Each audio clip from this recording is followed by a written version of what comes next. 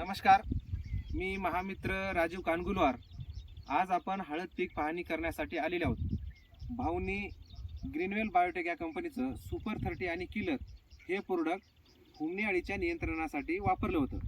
आपल्याला बरेच शेतकरी मित्राचे फोन येत होते की तुम्ही हुमणी अळीसाठी काय सांगायले आणि हुमणी अळीच्या प्रादुर्भावासाठी आम्ही काय वापरायला पाहिजे.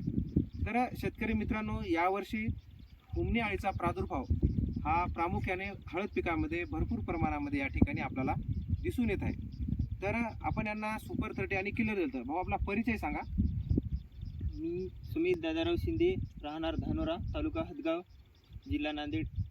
यांना आपण सोडल्यानंतर दादा आपण ज्या हळदीला सुपर 30 आणि किलरची ड्रिचिंग केली, तर सोडण्याच्या पहिलं किती वेळ पाणी दिलात?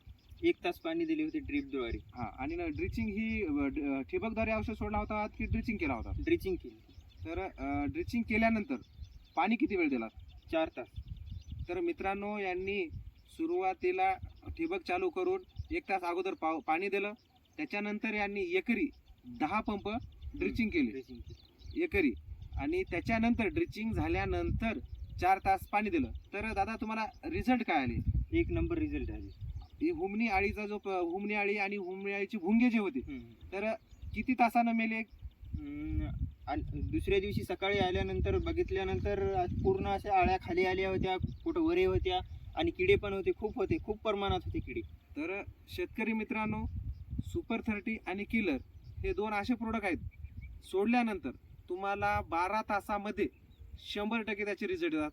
हुमणी अळी असेल, हुमणी अळीचे भुंगे असतील, हे दोन्ही प्रमाणामध्ये या ठिकाणी मेल्या जातात. पण आपल्याला पाणी ड्रिचिंगच्या पहिले 1 ते 1.5 तास अगोदर सोडायचे, सोडल्यानंतर ड्रिचिंग करायची, आणि ड्रिचिंग केल्यावर पुन्हा 3 ते 4 तास पाणी द्यायचं. आपल्या जमिनीच्या हिशोबानं पाणी असं द्यायचं की बेड फोडून बेडच्या खाली पाणी आलं पाहिजे, सरीमध्ये पाणी आलं पाहिजे, तरच आपल्याला ह्या औषधाचे रिझल्ट येतात. तर इतरही शेतकरी मित्रांनी, जर आपल्याला हुमणी अळीचा प्रादुर्भावाने आपण त्रस्त असाल आणि आपल्याला हुमणी अळीचं नियंत्रण करायचं आहे, तर आपण सुपर 30 व किलर एकरी 500 मिली हे प्रोडक्ट वापरायचं आहे. आणि जर तुम्हाला हदगाव तालुक्यामध्ये हे प्रोडक्ट हवे असेल तर शिल्पा कृषी भंडार हदगाव येथे हे प्रोडक्ट तुम्हाला योग्य दरामध्ये मिळेल. धन्यवाद.